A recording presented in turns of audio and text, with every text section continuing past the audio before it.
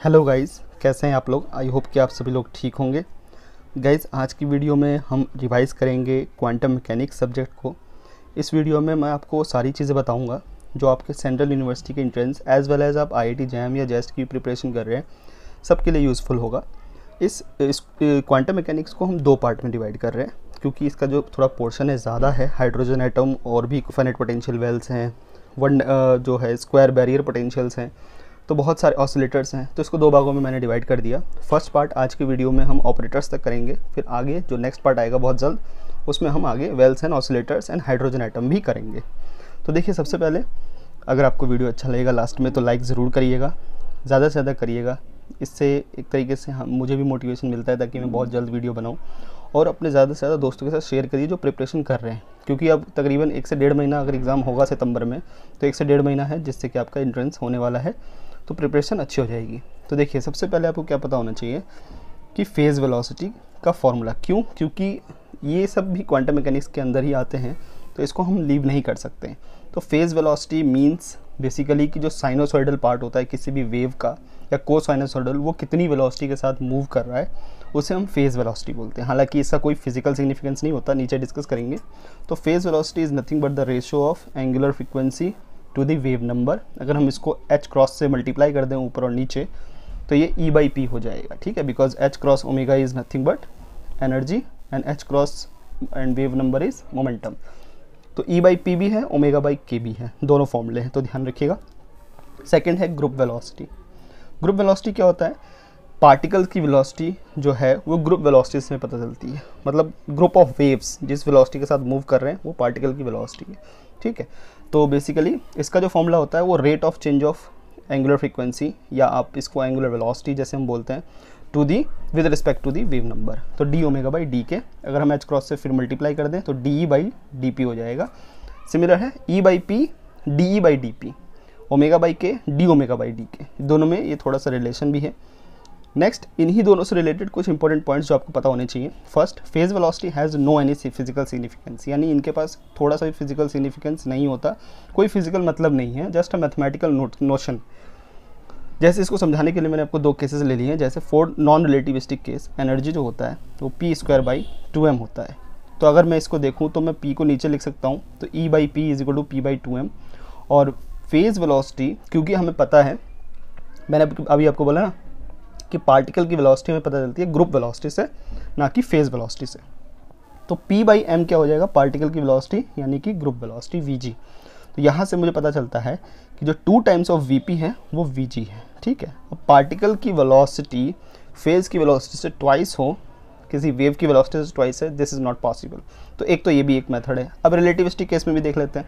अगर कोई relativistic particle है तो उसका जो वेलोसिटी होगा E/p, और रिलेटिविस्टिक एनर्जी का फॉर्मूला होता है gamma m0c², where gamma is जो लॉरेंस फैक्टर आप पढ़ते हैं, अंडर 1/√1 - v²/c², गामा m0v, जो कि मोमेंटम होगा उस पार्टिकल का, ठीक है।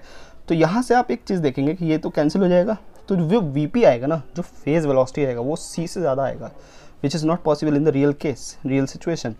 तो एक तरीके से कॉन्ट्राडिक्टरी रिजल्ट है। vp कभी भी या इवन कोई भी वेलोसिटी c से ज़्यादा तो हो ही नहीं सकता। मैक्स टू मैक्स c के कंपैरिजन में हो सकता है, c के इक्वल भी नहीं हो सकता, ठीक है। नेक्स्ट जो पॉइंट आपको पता होना चाहिए, group velocity gives the interpretation of particles velocity. जैसे मैंने आपको ऊपर बताया कि ग्रुप वेलोसिटी पार्टिकल की वेलोसिटी को रिप्रेजेंट करता है। इसका कोई सिग्निफिकेंस हो सकता है, लेकिन फेज वेलोसिटी का कोई सिग्निफिकेंस नहीं होता। तो particles motion is nothing but the group of waves. Next देखिए, सो नेक्स्ट जो आपको पता होना चाहिए वो है relation between group velocity and phase velocity. बहुत ही इंपॉर्टेंट है गाइस, क्योंकि मैं आपको बता रहा हूँ इसी पॉइंट के ऊपर जो रिलेशन में बोलने वाला हूँ अभी, इसके ऊपर BHU में 3 बार क्वेश्चन पूछा गया है। सेम BHU 13, 16 एंड 18, तीनों टाइम्स BHU में सिर्फ group velocity and phase velocity के रिलेशन के ऊपर क्वेश्चन था। तो सबसे पहले vg = हमें जैसा पता है group velocity is nothing but the rate of change of omega with respect to k। तो ओमेगा की जगह फिर मैंने k/vp पुट कर दिया, because vp is nothing but ω/k, यहाँ पर मैंने लिखा है। तो ये k हो जाएगा, यानी कि अगर आपको vp का एक्सप्रेशन दिया हुआ है उसको k के साथ मल्टीप्लाई करके k के रिस्पेक्ट में अगर आप डिफ्रेंशिएट कर देते हैं तो आपको vg मिल जाएगा। और दूसरा रिलेशन है vg is nothing but the vp + k times dvp/dk, ठीक है, ये भी आप ध्यान रखिएगा। तीसरा रिलेशन है लैम्डा के टर्म्स में VP minus lambda D VP by D lambda. और चौथा रिलेशन है मोमेंटम के टर्म्स में VP plus P D V P by P. तो ये चारों रिलेशन आपको ध्यान रखना है, आपके सामने है, ये ध्यान रखिएगा। इन चारों में से कोई से भी, जैसे मान लीजिए वीपी आपको लैम्डा के टर्म्स में दे देता है तब वीजी पूछ लेगा, या वीपी आपको मोमेंटम के टर्म्स में दे देता है तब आपसे वीजी पूछ लेगा। तो इसलिए चारों रिलेशन बहुत इंपॉर्टेंट है, और इसको कैसे डिराइव किया गया है इसके साथ में राइट हैंड साइड में लिखा हुआ है मैंने, ज़्यादा मुश्किल नहीं है। ठीक है, नेक्स्ट क्या पता होना चाहिए आपके पास, नॉन डिस्पर्सिव मीडियम्स क्या होते हैं।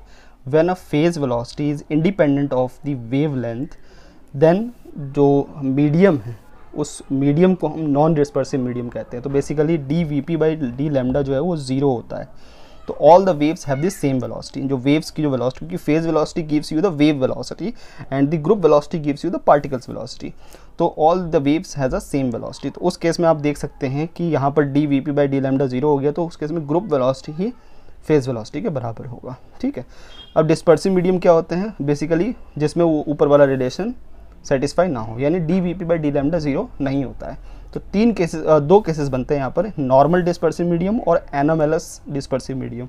तो नॉर्मल में क्या होता है, D V P by D lambda positive होता है, और डी एन उस मीडियम का रिफ्रैक्टिव इंडेक्स का with respect to lambda differentiation वो नेगेटिव होता है, और ग्रुप वेलोसिटी इस केस में कम होती है फेज वेलोसिटी से। एनोमलस में इसका उल्टा होगा, क्लियर सी बात है, नेगेटिव होगा आपका D V P by D lambda, और D N by D lambda positive होगा, और ग्रुप वेलोसिटी इस केस में ज़्यादा होता है। ये सारे पॉइंट्स आपको क्लियर होने चाहिए, क्योंकि जब हम बात करते हैं BHU जैसे एंट्रेंस की, वहाँ पर एक फंडामेंटल एक पॉइंट के ऊपर भी क्वेश्चन बना के वो दे देते हैं, लेकिन वैल्यू बहुत होती है क्वेश्चन की, 4 मार्क्स का क्वेश्चन होता है, इसलिए पता तो होना चाहिए आपको। नेक्स्ट वेव फंक्शन, अब हम बढ़ रहे हैं मेन क्वांटम मैकेनिक्स की तरफ। तो ये अब आपका मेन क्वांटम वो भी है, लेकिन वो फाउंडेशंस ऑफ क्वांटम मैकेनिक्स में आता है, ये अब है आपके पास मेन क्वांटम। तो वेव फंक्शन के बारे में हम थोड़ा जान लेते हैं। इट रिप्रेजेंट, क्या होता है वेव फंक्शन, अगर आपने सुना हो ये वर्ड तो पढ़ा भी होगा आपने, लेकिन मैं आपको बता देता हूँ फटाफट। It represents the state of the quantum mechanical system and gives all the information regarding that system. अब देखिए, हमें पता है कि अगर मुझे एक सिस्टम के बारे में पता करना है, मुझे एक सिस्टम के बारे में पता चल रहा है, तो मुझे एक फंक्शन की रिक्वायरमेंट होती है। अब बॉक्स में मैंने कुछ पार्टिकल्स रख दिए, मुझे बॉक्स से मतलब नहीं है, मुझे उस पार्टिकल के स्टेट से मतलब है कि वो अंदर मूव कर रहा है या रेस्ट पर है। तो वो मूव कर रहा है, रेस्ट पर है, इसके लिए मुझे एक फंक्शन डिज़ाइन करना होगा, लेकिन उस फंक्शन का कोई फिजिकल सिग्निफिकेंस नहीं होगा, ध्यान रखिएगा। तो बेसिकली वो जो हम फंक्शन लिख रहे हैं, जैसे x = 2 लिखते हैं, तो x के अंदर 2 बैठा हुआ है, हमें x से कोई मतलब नहीं है, x के अंदर वो 2 बैठा हुआ है, तो x मतलब doesn't have any physical significance. तो ये बात ध्यान रखिए, wave function works in the same manner. ठीक है, तो वेव फंक्शन क्या है, बेसिकली स्टेट बताता है हमें किसी क्वांटम मैकेनिकल सिस्टम के लिए, और इसके पास वो सारी इन्फॉर्मेशन होती है जो किसी पार्टिकल के बारे में हमें जाननी है। ठीक है, वो किस स्पिन में है, या उसका वेलोसिटी कितना है, उसका मोमेंटम कितना है, उसकी पोजीशन क्या है, एंड एक्सेट्रा, जो भी चीज़ें क्वांटम मैकेनिक्स के अंदर वेरिएबल्स हम जिन्हें कहते हैं। दूसरा पॉइंट, साई हैज़, इसे साई से डिनोट करते हैं, जो त्रिशूल वाला साइन है। Psi has no any physical significance, जैसा मैंने आपको बताया, क्योंकि साई हमेशा कॉम्प्लेक्स होता है। According to the Schrodinger equation, जब भी हम आगे पढ़ेंगे, साई को कॉम्प्लेक्स होना पड़ेगा, अदरवाइज वो इक्वेशन इनवैलिड हो जाता है। तो क्योंकि ये कॉम्प्लेक्स होता है, तो इसका कोई फिजिकल सिग्निफिकेंस वैसे भी नहीं है, रियल चीज़ है ही नहीं है। ठीक है, नेक्स्ट क्या है, Sai describes the wave property of a particle. ठीक है, जैसे आपने अगर इलेक्ट्रोमैग्नेटिक थ्योरी पढ़ी होगी, तो उसमें हम प्लेन वेव लेते हैं, which describes the electromagnetic wave, तो जो कि एक फोटोन को डिस्क्राइब करता है। तो फोटोन के डिस्क्रिप्शन के लिए हमारे पास वेव फंक्शन है, जिससे हम फोटोन की सारी स्टेट्स पता कर सकते हैं, लेकिन हमारे पास कोई एक ऐसा जनरल फंक्शन नहीं है जो किसी भी पार्टिकल को एक्सप्लेन कर सके। तो हर पार्टिकल के लिए एक अपना अपना वेव फंक्शन होता है, जो उसकी वेव प्रॉपर्टी को बताता है। ठीक है, so photon is also a particle which can be described by the electromagnetic wave equation, जिसे हम प्लेन वेव इक्वेशन भी बोलते हैं। अब इसके बारे में कुछ पॉइंट्स पता कर लेते हैं, जैसे प्रोबेबिलिटी डेंसिटी क्या होती है। प्रोबेबिलिटी डेंसिटी होती है probability of finding the particle at a particular position at a time t। अगर मुझे ये पता करना है कि किसी पार्टिकल का पोजीशन क्या है एक पर्टिकुलर टाइम पे, एक इंस्टेंट ऑफ टाइम पे, तो मैं प्रोबेबिलिटी डेंसिटी निकाल दूंगा उसका। ठीक है, जैसे डेंसिटी आपने वर्ड जैसा एज अ नेम सजेस्ट, तो इसका मतलब होता है कि साई स्क्वायर dx जो होगा वो हमेशा एक, क्योंकि प्रोबेबिलिटी डेंसिटी की कोई यूनिट नहीं होती, प्रोबेबिलिटी की कोई यूनिट नहीं होती, डेंसिटी की भी नहीं होगी, तो वो यूनिट लेस है। तो psi square is equal to unitless को हम हमेशा 1 से रिप्रेजेंट कर देते, हटा देते हैं, रिप्लेस कर देते हैं, आपने डायमेंशनल एनालिसिस में पढ़ा होगा। तो 1 अपॉन डिस्टेंस की पावर n। अगर मेरे पास 1 डायमेंशन है तो ये n की वैल्यू 1 होगी, अगर ये क्योंकि जैसा कि हमें पता है 2 डायमेंशन होगा तो ये एरिया होगा, तो बेसिकली वो n की वैल्यू 2 हो जाएगी, थर्ड डायमेंशन के लिए 3 हो जाएगी। तो unit of the wave function, आप देखिए ऐसा कोई चीज़ एग्जिस्ट नहीं करता क्योंकि ये कोई फिजिकल क्वांटिटी नहीं है, ठीक है, ध्यान रखिए। लेकिन एक अप्रॉक्सीमेटली अगर कोई आपसे पूछता है कि वेव फंक्शन की यूनिट क्या है, तो आपको ध्यान रखना है 1 डिस्टेंस की power n/2 where n is dimensionality, ठीक है। नेक्स्ट, ऑर्थोनॉर्मेलिटी कंडीशन क्या होता है? अगर आपने अभी तक ये चीज़ नहीं सुनी है, ऑर्थोनॉर्मेलिटी कंडीशन क्या होता है, देखिए तो यहाँ पर जो इंटीग्रल आप निकालते हैं ना, integral in the all space कहने का मतलब -∞ टू द +∞, साई स्टार का मतलब होता है उसका कॉम्प्लेक्स कॉन्जुगेट निकालना, यानी जहाँ अगर प्लस आयोटा है उसको रिप्लेस करना है माइनस आयोटा से, और बिना कॉन्जुगेट वाले का मल्टीप्लिकेशन वो हमेशा डेल्टा फंक्शन के बराबर होता है। अब ये डेल्टा फंक्शन की वैल्यू 2 होती है, एक 1 होता है और एक 0 होता है। अगर ये i और j जो मैंने यहाँ इंडेक्सेस लिखे हैं, अगर ये दोनों बराबर नहीं हैं, तो अगर i और j की वैल्यू बराबर नहीं है, जैसे 2 और 3 हो गया या 1 और 2 हो गया, तो उसकी वैल्यू हमेशा 0 होती है। और अगर i और j बराबर हो गया तो उसकी वैल्यू हमेशा 1 होती है। तो आप देखिए यहाँ पर 1 कॉरेस्पॉन्ड्स टू, जो ये 1 लिखा है ना, ये जो 1 मैंने लिखा है यहाँ पर, इस 1 का मतलब है कि ये क्या है, ये नॉर्मलाइज्ड है। ये क्या है, ये नॉर्मलाइज्ड है। और यहाँ 0 का मतलब क्या है, ये ऑर्थोगोनल है। तो इसमें दोनों ही चीज़ें आ गई, तो बेसिकली हम इसको ऑर्थोनॉर्मल कंडीशन बोलते हैं, जहाँ पर जो साई स्टार और साई का जो प्रोडक्ट है, जैसे हम वेक्टर प्रोडक्ट भी बोलते हैं, वो डेल्टा के बराबर होता है। नेक्स्ट देखिए, अब देखिए कुछ कंडीशंस होती हैं जो आपको, जो हम वेव फंक्शन बोल रहे हैं ना, किसी भी पार्टिकल को एक्सप्लेन करने के लिए, उस वेव फंक्शन को हम किसी भी फंक्शन से रिप्रेजेंट नहीं कर सकते। कुछ ही फंक्शन ऐसे होते हैं जो एक्सेप्टेबल होते हैं, जो किसी पार्टिकल के बिहेवियर को एक्सप्लेन करने में उनकी क्वालिटी होती है, उनका कुछ रोल होता है। अदरवाइज़ कुछ ऐसे भी फंक्शन होते हैं कि जो कहीं पर जैसे डिसकंटिन्यूअस फंक्शन हो जाता है, तो उन फंक्शंस को हमें लेना ही नहीं है, ठीक है, बिकॉज प्रोबेबिलिटी हम फाइंड करते हैं। हम क्वांटम मैकेनिक्स में किसके साथ डील करते हैं, प्रोबेबिलिटीज़ के साथ डील करते हैं। प्रोबेबिलिटी कभी डिसकंटिन्यूअस नहीं होता, प्रोबेबिलिटी हमेशा फाइनाइट होता है। देखिए तो कंडीशंस क्या क्या आपको फॉलो करनी पड़ेंगी। फर्स्ट कंडीशन है कि जो साई जो आप ले रहे हो वो एक फाइनाइट होना चाहिए, ये नहीं कि इनफाइनाइट हो रहा है, because probability can not be a finite, नहीं हो सकता ना कभी। और जो आपने वेव फंक्शन लिया है वो हमेशा सिंगल वैल्यूड होना चाहिए। किसी एक इंस्टेंट, किसी एक पोजीशन पे प्रोबेबिलिटी हमेशा कोई एक सिंगल वैल्यू की होती है, कभी भी मल्टीपल वैल्यूड नहीं होता। तो जो साई आप ले रहे हो वो एक सिंगल वैल्यूड होना चाहिए। तीसरा क्या है, psi should be a continuous, no break in the plot. हमेशा ध्यान रखना है आपको कि जो साई आप ले रहे हो वो एक कंटिन्यूअस हो, यानी अगर आप बढ़ रहे हो तो आगे बढ़ते ही जाओ, कोई ब्रेक नहीं आना चाहिए बीच में। और fourth, derivative of Sai should also be a continuous, मतलब जो उसमें चेंज आना चाहिए ना वो भी ज़ीरो ना हो, चेंज जो है उसका वो भी कंटिन्यूअस ही होना चाहिए। जैसे ऊपर जो मैंने आपको ये एग्जांपल बताया, जैसे ये साइन फंक्शन है, तो जब हम इसको डिफरेंशिएट करेंगे तो वो कॉस फंक्शन आएगा which is again a continuous. तो we can represent a particle by a sine function. और अगर आप रिवीजन कर रहे हैं तो आपने पढ़ा होगा कि particle in a 1 dimensional box, हम साइन फंक्शन ही आता है हमारे पास, so we can treat that function as a acceptable function. तो ये 5th पॉइंट। 6th पॉइंट क्या है कि derivative of psi should be a single valued, उसका डेरिवेटिव भी सिंगल वैल्यूड होना चाहिए। ये नहीं कि एक ही पॉइंट पर 4 वैल्यूज़ आ रही हो, which is also not possible, ठीक है। और साइज होना चाहिए स्क्वायर इंटीग्रेबल होना चाहिए। क्यों? क्योंकि अभी हमने पीछे पढ़ा कि ऑर्थोनॉर्मेलिटी कंडीशन के लिए इस इंटीग्रल को जो है, अगर हम बात करें नॉर्मलाइज करना है तो 0 और 1 आना चाहिए, अगर हम उसको ऑर्थोगोनलाइज कर रहे हैं तो वो 0 आना चाहिए। तो स्क्वायर इंटीग्रेबल के लिए इस इंटीग्रल की वैल्यू हमेशा 1 आनी चाहिए, वो नॉर्मलाइज हम उसे कर सकें। Without normalization quantum mechanics is 0, normalization की ज़रूरत हमें पड़ती ही है, ठीक है। इस वर्ड का आप ये नहीं गलत इस्तेमाल नहीं करेंगे कि मतलब ज़रूरत पड़ती है, नॉर्मलाइजेशन की हमें ज़रूरत पड़ती है। नेक्स्ट क्या है, property, probability of finding a particle. इसके ऊपर कई बार क्वेश्चन आता है, इसलिए बहुत ज़्यादा इंपॉर्टेंट है, आप इसके ऊपर फोकस करिए।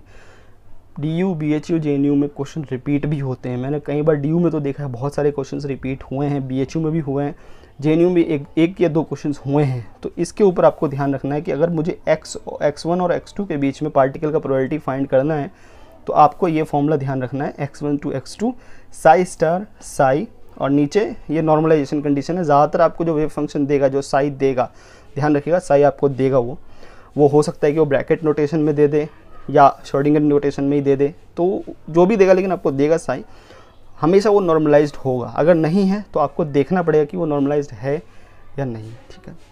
नेक्स्ट देखिए, expectation value of an operator. कोई ऑपरेटर है, अभी हम ऑपरेटर को अच्छी तरीके से वो करेंगे डिटेल में। तो ऑपरेटर की जो एक्सपेक्टेशन वैल्यू होती है वो ऐसे निकाली जाती है, देखिए इस फॉर्मूले से। ये बहुत ही ज़्यादा इंपॉर्टेंट है ये भी, क्योंकि इसके ऊपर भी मैंने देखे हैं क्वेश्चंस आए हुए हैं। इसका हम ब्रैकेट नोटेशन में अगर हम लिखते हैं, जो कि मैं अभी आगे बताने वाला हूँ, तो ऑपरेटर का जो एक्सपेक्टेशन वैल्यू है वो इस तरीके से निकाला जाता है, देखिए, ठीक है। ये नीचे अगेन वो नॉर्मलाइजेशन कंडीशन लगाई हुई है, और ये ऊपर जो है यहाँ पर उस ऑपरेटर को पहले राइट हैंड साइड वाले फंक्शन को अप्लाई करना होता है, उसको उसके स्टार के साथ मल्टीप्लाई कर देते हैं, ठीक है। यानी बेसिकली यहाँ पर कि ये जो हम ऐसे लिखते हैं ना, इसका अगर हम डायग्राम निकाल दें तो आपको ये मिल जाता है। नेक्स्ट है मोमेंटम ऑपरेटर। अब ये बेसिकली ऑपरेटर का मैं आपको फॉर्मूला बता रहा हूँ, लेकिन ऑपरेटर क्या होता है अभी हम डील करेंगे आगे। Momentum operator is always a minus iota h cross del by del x. इसको हम उससे भी रिप्लेस कर सकते हैं इन 3D या 2D, जैसे हम बोलते हैं ग्रेडियंट वाला जो टर्म है, gradient operator. Kinetic energy operator क्या होता है, minus H cross square by 2m del square over में del X square. Velocity operator आसानी से निकाला जा सकता है, क्योंकि हमने मोमेंटम ऑपरेटर ऊपर निकाला है, इसको उसको मास के साथ डिवाइड कर देना है। Total energy operator is also known as Hamiltonian operator, जो कि minus H cross del by del T होता है। डेविएशन कैसे निकालेंगे आप, डेविएशन के ऊपर भी कभी कभी क्वेश्चन पूछ जाता है। तो deviation means change with respect to the average value, जो कि होता है, इसको आप डी से भी लिख सकते हैं, मैंने डेल्टा ए लिख दिया है। तो operator A minus expectation value of operator, ठीक है। तो वेरिएंस कैसे निकलेगा, वेरिएंस को हम सिग्मा भी लिख सकते हैं, लेकिन मैंने यहाँ डेल्टा ए का स्क्वायर लिखा है। तो ये होगा क्या, ऑपरेटर स्क्वायर का एक्सपेक्टेशन वैल्यू और एक्सपेक्टेशन वैल्यू ऑफ ऑपरेटर का स्क्वायर। और आपको पता है जैसे कि standard deviation is nothing but the under root of variance, तो इसको बस अंडर रूट कर दीजिए, आपको स्टैंडर्ड डेविएशन मिल जाएगा। गॉसियन वेव फंक्शन बहुत ज़रूरी है। गॉसियन वेव फंक्शन को आप इस तरीके से रिप्रेजेंट करते हैं मैथमेटिकली, जहाँ पर इस सिग्मा का मतलब होता है स्टैंडर्ड डेविएशन, सिग्मा स्क्वायर का मतलब सिग्मा का मतलब होता है वेरिएंस, सिग्मा स्क्वायर का मतलब होता है स्टैंडर्ड डेविएशन। यहाँ पर क्या है, ये एक्सपेक्टेशन वैल्यू ऑफ पोजीशन है। तो देखिए, to calculate the expectation value of position, तो जो भी वेव फंक्शन आपको दिया होगा उसको सिंपली साई जी, जो आप अभी आपने पीछे लिखा है साई जी गॉसियन वेव फंक्शन, उसके साथ कंपेयर कर दीजिए और आसानी से निकल जाएगा। टू कैलकुलेट दी वेरिएंस यानी सिग्मा, सिर्फ जो भी वेव फंक्शन दिया होगा उसको साई स्क्वायर से करना है, यानी जो आपको ये गॉसियन फंक्शन दिया हुआ है ना, इसका स्क्वायर टर्म निकालिए, फिर कंपैरिजन करिए, ठीक है, अगर सबको सिग्मा निकालना है यानी वेरिएंस या स्टैंडर्ड डेविएशन निकालना है। इसी के हिसाब से आप एक डायरेक्ट मेथड भी है to calculate the average value of या एक्सपेक्टेशन वैल्यू ऑफ मोमेंटम। तो यहाँ पर 2 पॉइंट्स आपको ध्यान रखने हैं, देखिए क्या क्या पॉइंट्स हैं, ध्यान से सुनिएगा। Expectation value of momentum for a bound state और in a state with the real function is always 0। यानी आपको अगर कोई रियल फंक्शन दिया हुआ है, अगर वेव फंक्शन में कोई इमेजिनरी पार्ट नहीं है, तो उसका एक्सपेक्टेशन वैल्यू ऑफ मोमेंटम हमेशा 0 होगा। इसको नोट डाउन कर लीजिए, ये बहुत ही इंपॉर्टेंट है। अगर सिर्फ आपको रियल फंक्शन दिया हुआ है, कोई भी इमेजिनरी फंक्शन नहीं है, तो उसका मोमेंटम का एक्सपेक्टेशन वैल्यू हमेशा 0 होगा। Next, to calculate the expectation value of P given psi compare with the plane wave type wave function. तो जो भी आपको वेव फंक्शन दिया हुआ है, अब अगर उसमें कोई इमेजिनरी पार्ट है भी, तो आपको उसको कंपैरिजन करना है प्लेन वेव टाइप वाले इक्वेशन से। अब प्लेन वेव टाइप इक्वेशन कैसा होता है, एक्सपोनेंशियल आई एच बाई के एक्स, है ना, इसके साथ कंपैरिजन करना है, ठीक है। उससे फिर आपको डेल्टा जो है एक्सपेक्टेशन वैल्यू ऑफ पी मिलेगा।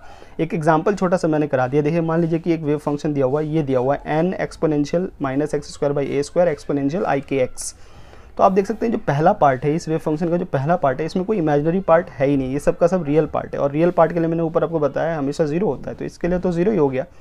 इसके लिए क्या है, कंपैरिजन करना होगा। तो आप जब कंपैरिजन करेंगे इसके साथ, तो आपके पास एच ये आ जाएगा। बेसिकली आप यहाँ पर पी होता है, पी नॉट, हाँ ठीक है, तो ये इतना आ जाएगा। तो नेट कितना हो जाएगा, 0 प्लस एच क्रॉस के, तो यानी एच क्रॉस के।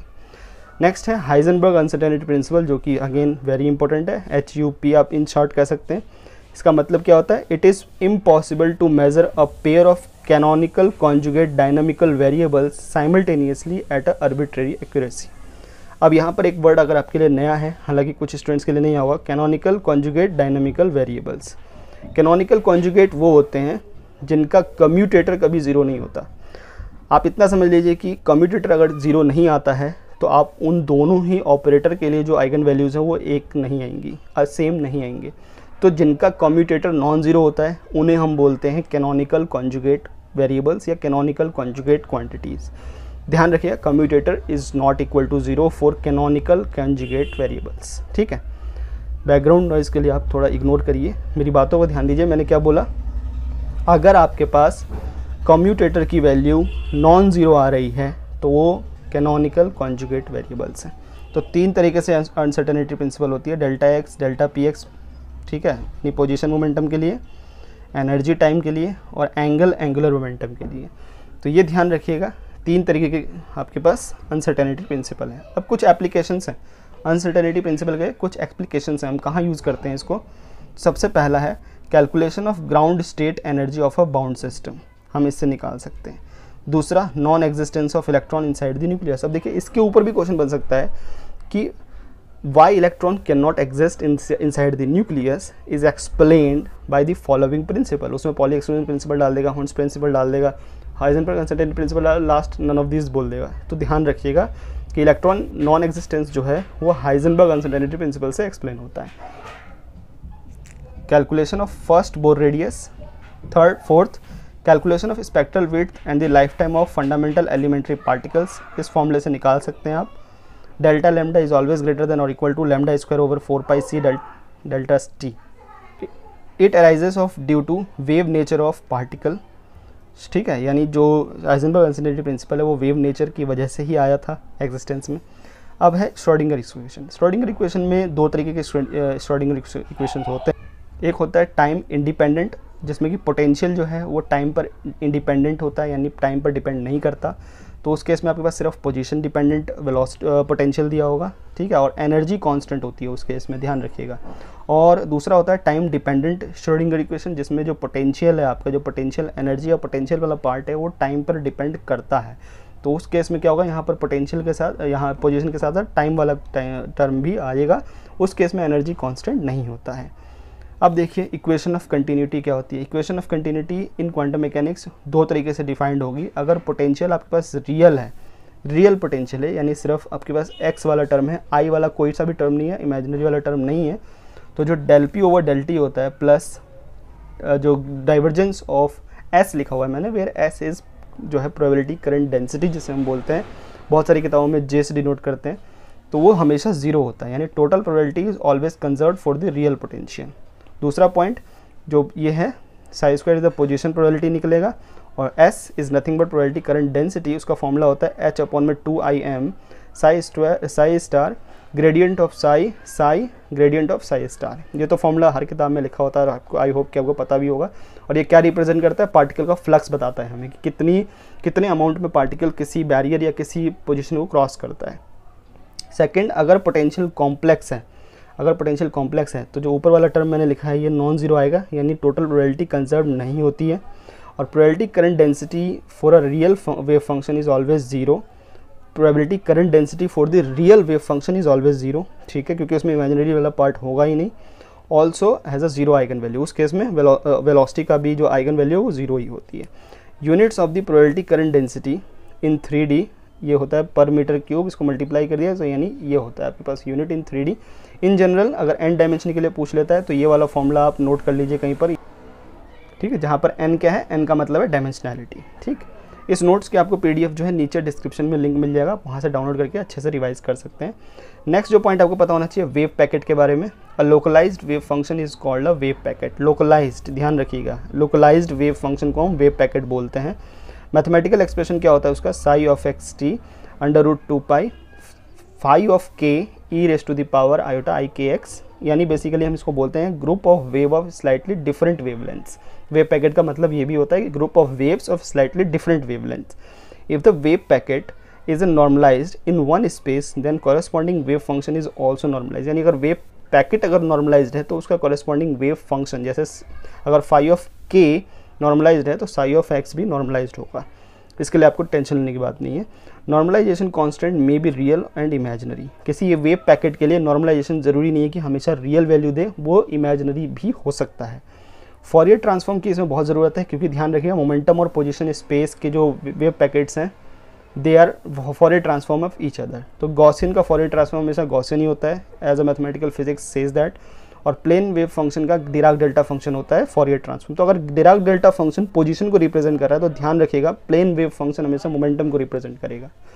ठीक है, तो ये इसको रिप्रेजेंट करने का तरीका मैंने बताया हुआ है। नेक्स्ट देखिए, अब हम बात कर लेते हैं ऑपरेटर्स की। ऑपरेटर्स क्या होते हैं?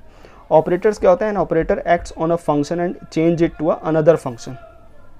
यानी ऑपरेटर एक फंक्शन पे जब हम अप्लाई करते हैं तो एक नया फंक्शन हमें देता है। जैसे हमें पता है कि एक फंक्शन दिया हुआ है हमें x, अगर मैं इस पर एक ऑपरेटर, एक कांस्टेंट ऑपरेटर लगा दूं 2, तो मुझे ये क्या दे देगा? 2x। देखिए वैल्यू चेंज हो जाएगी ना, तो बेसिकली 2 इज यहाँ पर क्या कर रहा है? एक ऑपरेटर की तरह काम कर रहा है। तो ऑपरेटर ऐसा ही होता है।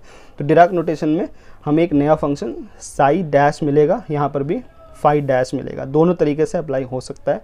लीनियर ऑपरेटर क्या होते हैं? जो इस रूल को फॉलो करते हैं, यानी कॉन्स्टेंट्स में मल्टीप्लाई कर दिया तो कॉन्स्टेंट्स बाहर आ जाते हैं, ऑपरेटर अप्लाई हो जाता है। हर्मिशन ऑपरेटर क्या होता है? सेल्फ एडजॉइंट होते हैं, बेसिकली ट्रांजुगेट होता है, ट्रांसपोज ऑफ कॉन्जुगेट या conjugate of transpose.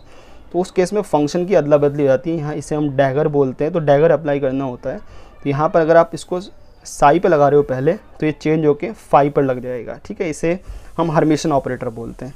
Hermitian operator का आइगन वैल्यू हमेशा रियल होता है, ध्यान रखिएगा। हर्मिशन ऑपरेटर का, जैसे हैमिल्टोनियन ऑपरेटर हमेशा हर्मिशन ऑपरेटर होता है, तो उसका आइगन वैल्यू हमेशा रियल देगा। ठीक है, ध्यान रखें। इसलिए इसका रीज़न ये भी है कि हैमिल्टोनियन को एक एनर्जी ऑपरेटर लेते हैं। एनर्जी कभी इमेजिनरी नहीं हो सकती। Eigen function of a Hermitian operator corresponding to 2 different eigen values are always orthogonal. जैसे मान लीजिए कि आपके पास 2 वेव फंक्शंस हैं और आपने उस पर अप्लाई कर दिया और ये आपके पास क्या हो गया कि सेम आइगन वैल्यू मिल गई, डिफरेंट आइगन वैल्यूज़ मिल गया। तो जो ये साई 1 और साई 2 है, दे आर ऑर्थोगोनल ऑलवेज। ठीक है। एंटी हर्मिशन ऑपरेटर क्या होता है? जैसे अभी आप यहाँ ऊपर लगा रहे हो डैगर, यानी ट्रांजुगेट निकाल रहे हो उसका, तो यहाँ नेगेटिव लगा दो बस, क्योंकि एंटी लगा हुआ है। तो आइगन वैल्यू इसके 2 हो सकते हैं, 0 भी हो सकता है और प्योरली इमेजिनरी होगा, रियल नहीं होगा। Next, projection operator. इसे हम क्या बोलेंगे? हर्मिशन भी होता है और आइडेम्पोटेंट भी होता है। आइडेम्पोटेंट अगर आपने मैट्रिक्स टाइम से पढ़ी होगी तो आपको पता होगा कि a² must be equal to a होता है। तो अगर आपके पास a is a projection operator, तो वो क्या होगा? वो एक हर्मिशन ऑपरेटर भी होगा और आइडेम्पोटेंट ऑपरेटर भी होगा। तो a डैगर जो होना चाहिए वो a के बराबर होना चाहिए और a²। और इस केस में आपके पास जो नॉर्मलाइजेशन फैक्टर है वो हमेशा 1 होता है और आइगन वैल्यू 2 ही पॉसिबल हैं, या 0 या 1, ध्यान रखिएगा। तो product of 2 projection operator is commute to each other, यानी 2 प्रोजेक्शन ऑपरेटर हमेशा एक दूसरे को कम्यूट करते हैं, तो दोनों आपको सेम आइगन वैल्यू देंगे। अगर 2 ऑपरेटर्स कम्यूट होते हैं तो they are not a conjugate variables, they are not a, जो हमने बताया ना अभी कि कॉन्जुगेट डायनेमिकल वेरिएबल्स नहीं होते, कैनोनिकल कॉन्जुगेट डायनेमिकल वेरिएबल्स नहीं होते हैं। सो यहाँ पर क्या होगा कि यहाँ पर 0 आ रहा है तो they are not a canonical conjugate, ये आपको 2 सेम वैल्यू देंगे। यूनिटरी ऑपरेटर का मतलब होता है ये वाला एक्सप्रेशन जब आपके पास आइडेंटिटी के बराबर हो जाए, यानी a डैगर और a का मल्टीप्लिकेशन या a डैगर का मल्टीप्लिकेशन आइडेंटिटी मिल जाए, तो इसको हम ऐसे भी लिख सकते हैं। इसकी आइगन वैल्यू ±1 हो सकती है सिर्फ, और कुछ नहीं हो सकता। ठीक है। कम्यूटेटर्स क्या होते हैं? कम्यूटेटर्स बेसिकली अगर आपने क्लासिकल मैकेनिक्स पढ़ा होगा तो ये क्लासिकल मैकेनिक्स पढ़ा होगा तो उसमें पोर्शन ब्रैकेट पढ़ा होगा, यहाँ पर उसका नाम बदल के कम्यूटेटर कर दिया गया। तो उसमें क्या होता है? मतलब a और b 2 ऑपरेटर्स हैं, तो a operator b operator, b operator a operator change हो जाता है। इफ़ a और b का जो कम्यूटेटर है वो 0 है तो ये बराबर होगा, क्लियर सी बात है। और इसे हम बोलते हैं एंटी कम्यूटेटर। इसे ध्यान रखिएगा, यहाँ प्लस आ जाएगा बीच में, यहाँ माइनस है ना, यहाँ प्लस आ जाता है, तो इसे हम एंटी कम्यूटेटर ब्रैकेट बोलते हैं। कुछ रिलेशंस हैं इसके लिए, कम्यूटेटर के लिए, तो आप इस PDF में इसको देख लीजिएगा कि कौन कौन से रिलेशंस होते हैं, कौन कौन सी आइडेंटिटी होती है बेसिकली। जैसे देखिए ये होता है, तो यहाँ पर n b की पावर n-1 फिर ये आएगा। ठीक है, जैसे x और p का जो होता है वो i h होता है। ये कुछ बेसिक चीज़ें हैं, निकाला भी जा सकता है आसानी से। और ये इसे हम बोलते हैं Jacobi identity, Poisson bracket times में भी आपने अगर पढ़ा हो तो।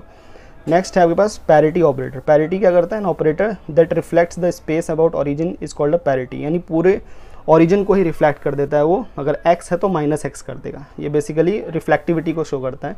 तो अगर आप p लगा रहे हो, p is a parity operator, तो क्या होगा? r को -r करके रख देगा, फिर उसमें चेंजेस दिखेगा कि क्या आता है। हर्मिशन ऑपरेटर होता है, parity operator is a Hermitian operator, तो उसका डैगर हमेशा उसी के बराबर होगा। इनवॉल्यूंट्री होता है। इनवॉल्यूंट्री का क्या मतलब है कि जो आपके पास ऑपरेटर का जो स्क्वायर है, यानी 2 टाइम्स आप अप्लाई करते हो तो आपको आइडेंटिटी मिल जाएगा। आइगन वैल्यू भी 2 ही पॉसिबल है, ±1। ध्यान रखिएगा, ये छोटे छोटे क्वेश्चंस बनने के चांसेस हैं ऐसे कि पूछ लेगा what are the eigen values possible for the parity operator, 4 option दे देगा, तो ध्यान रखिएगा। कम्यूट विद हैमिल्टोनियन, हैमिल्टोनियन के साथ ये कम्यूट हो जाता है यानी 0 आती है इसकी वैल्यू। ये एक यूनिटरी ऑपरेटर भी है, ये आई के बराबर होता है। टाइम एवोल्यूशन ऑफ सिस्टम एक टाइम एवोल्यूशन ऑपरेटर भी होता है जो किसी आगे के टाइम के बारे में बताता है, यानी अगर आप उसको किसी वेव फंक्शन पे अप्लाई कर देते हो तो after some instant of time उसमें क्या चेंजेस आने वाले हैं वो आपको बता देगा। So if a state is normalized at particular time then corresponding state at any time is always normalized. ठीक है, अब हम कुछ कर लेते हैं प्रॉब्लम्स, फटाफट प्रॉब्लम्स। मैं ज़्यादा प्रॉब्लम्स नहीं करा पाऊँगा क्योंकि मुझे मिले भी नहीं, मैंने ज़्यादा जो मैंने इस वीडियो में बताया है आपको, जो भी रिवाइज़ कराया है, जो भी इस वीडियो में मैंने आपको रिवाइज़ कराया है उसके ज़्यादा प्रॉब्लम्स मुझे नहीं मिले, लेकिन जितने मिले हम उसको करेंगे। और इतना जो मैंने इस वीडियो में बताया है उसको बार बार आप रिवाइज़ करिए, अब क्लियर होना चाहिए। नेक्स्ट वीडियो में मैं इसको आगे ले जाऊंगा और यानी कि हम पोटेंशियल वेल्स पढ़ेंगे, हार्मोनिक ऑसिलेटर्स पढ़ेंगे, हाइड्रोजन एटम पढ़ेंगे। ठीक है, देखिए सो पहला प्रॉब्लम है मेरे पास DU19 का। A particle is confined to move in a 0 to infinity is described by the wave function, ये वेव फंक्शन है। Calculate the probability of finding the particle between x=0 to x=ln2। तो हमें पता है प्रोबेबिलिटी का formula क्या होता है, x1 to x2 और ये साई स्टार। तो इसका साई स्टार आप निकालेंगे, कोई आई का टर्म है नहीं तो सेम एज इट इज़ आ जाएगा, साई को एज इट इज़ रख दिया तो e⁻⁻x। इसका आप डिफ्रेंशिएट करेंगे तो माइनस आगे आ जाएगा e⁻⁻x, फिर आप एक बार ln2 पुट करेंगे तो आंसर हाफ आ जाएगा। सिंपली यहाँ पर सॉल्व करने की बात है ना, ये -1 ऊपर पहुँच जाएगा तो ये -½ आगे आएगा। ठीक है, एक सेकेंड, ये 2 की पावर, ठीक, हाँ -½ ठीक है, तो ये हाफ आ जाएगा, यानी करेक्ट ऑप्शन इज़ बी। ये छोटे छोटे प्रॉब्लम से आए हुए हैं जो मैंने इस वीडियो में बताया हुआ है। वेल्स एंड ऑसिलेटर के ऊपर थोड़े टफ क्वेश्चन आए हुए हैं, वो हम नेक्स्ट पार्ट में करेंगे। नेक्स्ट है BHU 18 में आया हुआ है, if the expectation value of operator P in the normalize state function is this then expectation value of momentum operator in the state phi of 1 इतना एंड इतना। देखिए हमें जो है साई ऑफ x में एक्सपेक्टेशन वैल्यू दी हुई है जो कि है P, तो मुझे इसमें निकालना है। तो देखिए यहाँ पर एक इमेजिनरी पार्ट है ना, तो इमेजिनरी पार्ट के टाइम से मैंने बताया था अगर रियल पार्ट होता तो ये 0 होता, तो अगर ये 0 होता इसके लिए है तो फिर आपका आंसर सिंपल सी हो जाता। लेकिन यहाँ एक इमेजिनरी पार्ट है, तो इमेजिनरी पार्ट को हमें कंपेयर करना होता है प्लेन वेव वाले में। तो यहाँ पर आप देख सकते हैं कि आपके पास P0 ही आने वाला है, क्योंकि बेसिकली उस केस में आपके पास प्लेन वेव के केस में क्या होता है, h×k होता है। अगर आप h× से मल्टीप्लाई करेंगे तो P0 आ जाएगा, तो P0 आ गया expectation value for the first part जो कि ये वाला पार्ट है, तो P0 आ गया। लेकिन साई ऑफ x के लिए भी मेरे पास P दिया हुआ है, तो P0 + P हो जाएगा, यानी correct option is a. Next problem देखिए, नेक्स्ट प्रॉब्लम है BHU 17 से। The value of this is, ये एक कम्यूटेटर है, मैंने बताया था वो, तो कम्यूटेटर का रिलेशन आपको पता होगा AB - BA। तो यहाँ पर लगा दिया मैंने, A है मेरे पास f(x), B है मेरे पास px², फिर यहाँ पर पुट कर दिया, फिर इसे सॉल्व करना है। P इज़ एन ऑपरेटर, ध्यान रखिएगा मैं यहाँ पर वो लगा नहीं रहा हूँ, लेकिन P एक ऑपरेटर होता है। मैंने आपको P ऑपरेटर बता दिया था कि -h×del/del x होता है। अब आपको इसको सॉल्व करना है तो आपको मिल जाएगा -h×del(f/del x। Correct option is B. Next है DU18 का, the normalized wave function psi and साई2 corresponding to the ground state and first excited state of a particle in a potential, the operator acts on the wave function, यानी A operate कर रहा है अगर साई1 पे तो आपको साई2 मिलेगा, और A ऑपरेट कर रहा है साई2 पे तो आपको साई1 मिलेगा। The expectation value of operator A for the state this. तो ये बहुत ही आसान है, हमने बताया था आपको कि एक्सपेक्टेशन वैल्यू ऑफ A जो होता है वो इस फॉर्मूले से निकाली जाती है। अब इसमें आपको पुट करना है, देखिए A, अब यहाँ पर क्या हो रहा है, जब A लग रहा है साई1 पे तो आपको साई2 मिल रहा है, और A जब लग रहा है साई2 पे तो साई1 मिल रहा है। तो यहाँ पर आपको चेंज करके यहाँ पर ये मिलेगा ना, 3 साई2 4 साई1। अब इसको मल्टीप्लाई करना है, साई1 और साई2 दे आर ऑर्थोनॉर्मल, तो ऑर्थोनॉर्मल है तो उसका क्या होगा कि साई1 और साई1 का मल्टीप्लिकेशन अगर ऑर्थोनॉर्मल होता है तो साई1 और साई2 का मल्टीप्लिकेशन ये हमेशा 1 होता है, और साई1 और साई2 का मल्टीप्लिकेशन हमेशा 0 होता है। ये चीज़ आपको ध्यान रखनी है। जब आप इसको सॉल्व करेंगे तो 12/25 + 12/25 यानी 24/25 0.96 आ जाएगा, तो करेक्ट ऑप्शन इज़ बी हो जाएगा आपका। नेक्स्ट क्वेश्चन जो है मेरे पास वो BHU 13 का क्वेश्चन है। कह रहा है if the wave function for a particle in the coordinate space is Δx then wave function in the momentum space. मैंने आपको बताया था कि particle space and the momentum space are the Fourier transform of each other. तो अगर फॉरियर transform है तो आपको ध्यान रखना है कि अगर Δx है आपके पास कोऑर्डिनेट स्पेस में तो वो किसका फॉरियर ट्रांसफॉर्म होगा, वो होगा एक प्लेन वेव फंक्शन का। तो क्लियर सी बात है, ऑप्शन ए करेक्ट है। ये मैंने लिखा भी है, Fourier transform of the plane wave function is a Dirac delta function. Next है मेरे पास HCU यानी हैदराबाद सेंट्रल यूनिवर्सिटी 19 का क्वेश्चन है कि which of the following represent eigen function, यानी बेसिकली कौन सा इन चारों में से ग्राफ एक वेव फंक्शन को रिप्रेजेंट कर रहा है। देखिए ये तो पॉसिबल ही नहीं है, क्यों? क्योंकि सेम एक्स की वैल्यू पे दो अलग अलग वैल्यू आ रही है जो कि मल्टीपल वैल्यू हो गई, सिंगल वैल्यूड होना चाहिए एक पर्टिकुलर एक्स के लिए, तो ये तो गलत हो गया, ये भी गलत है। अगेन यहाँ पर भी वही सिस्टम आप लगा सकते हैं, लेकिन एक पार्टिकल को रिप्रेजेंट करने के लिए एक ही फंक्शन होता है। नेक्स्ट बी, अगर हम देखें तो बी में कंटिन्यूटी भी आ रही है और हर एक पॉइंट पर अलग अलग वैल्यू है, तो ये सही आंसर है। अब ये क्यों नहीं है? क्योंकि यहाँ पर डिसकंटिन्यूटी आ रही है और अगेन दो फंक्शन वाला फंडा भी लग रहा है, तो ध्यान रखिएगा B is the correct option. Eigen function should continue as single valued and finite in space, so the correct option is B. Next है HCU 18 का, the wave function in a deep water travels with the phase velocity given by this where g is the ठीक gravity, the group velocity of the wave is. हमें पता है group velocity जो होता है वो d/d के kVp होता है, ध्यान रखिएगा, मैंने सबसे पहले आपको यही बताया। तो आप यहाँ पर Vp की वैल्यू निकाल सकते हैं √g/k, √g बाहर आ जाएगा आपके पास, d/d के √k, क्योंकि यहाँ पर k है, तो यहाँ पर अगेन आपके पास 2 नीचे आ जाएगा, तो Vp/2 जो कि सही है, ठीक है। तो क्या हो जाएगा Vp/2, तो करेक्ट ऑप्शन इज ए। ये एक क्वेश्चन है मेरे पास, if the two operators commutes then, अगर दो ऑपरेटर्स कम्यूट हो रहे हैं तो क्या होगा? क्लियर सी बात है, their eigen values are same, तो करेक्ट ऑप्शन इज बी। ध्यान रखिएगा अगर वो कम्यूट हो रहे हैं तो यानी कि ए और बी का जो वैल्यू 0 हो जाएगा, वो आपको सेम आइगन वैल्यू देंगे हमेशा। कैन हैव नहीं, यहाँ पर आप देख सकते हैं ऑप्शन सी में लिखा हुआ है कैन हैव नहीं, ऑलवेज गिव्स, ठीक है, तो ध्यान रखिएगा और B is the correct. then eigen values must be same for both, ठीक है। लास्ट क्वेश्चन है मेरे पास, if psi naught is equal to u naught x and psi 1 is equal to u1 x plus alpha psi naught x for this, if psi 1 will be orthogonal to the psi 2 then, यहाँ पर देखिए ये question बहुत आसान है। Condition of orthogonality हमें पता है कि ये होता है कि जो psi 1 और psi 2 का जो प्रोडक्ट है वो 0 हो जाए, तो यहाँ पर बस आपको क्या करना है, पहले वाले का स्टार कर देना है, पहले वाले का स्टार करेंगे तो आपके पास ये मिलेगा, इसमें आप u नॉट मल्टीप्लाई कर देंगे, इतना हो जाएगा, और जब आप इसको इसमें मल्टीप्लाई कर, यहाँ पर क्या u नॉट जो है साई नॉट दिया हुआ है, तो ये अल्फ़ा इसके स्क्वायर के बराबर हो जाएगा, तो u नॉट फिर अगेन तो करेक्ट ऑप्शन इज़ ए, ठीक है। यहाँ पर ध्यान रखना है, ये चीज़ आपको ध्यान रखना है, मैंने जो किया है आप देख सकते हैं PDF को डाउनलोड करने के बाद। तो ये कुछ चीज़ें जो थी मैंने आपको आज के वीडियो में बता दी, आई होप कि आपको क्लियर हो गई होंगी और थोड़ा सा रिवीजन भी अच्छा हो गया होगा। इसको शेयर करिए, वीडियो को लाइक करिए, चैनल पर नहीं है तो सब्सक्राइब ज़रूर कर लीजिए। मिलते हैं अपने नेक्स्ट वीडियो में, और हाँ, नोटिफिकेशन वाला जो आइकन है, जो बेल आइकन है, उसे ज़रूर क्लिक करके रखा करिए, क्योंकि नए वीडियो जब भी मैं अपलोड करता हूँ तो आपके पास नोटिफिकेशन जाएंगे, ठीक है। नेक्स्ट वीडियो बहुत ही जल्द आएगा, जो कि होगा क्वांटम मैकेनिक्स पार्ट 2, जिसमें हम wells, oscillators and hydrogen atom discuss करेंगे, ठीक है। तब तक के लिए ख्याल रखिए अपना, गुड बाय, टेक केयर।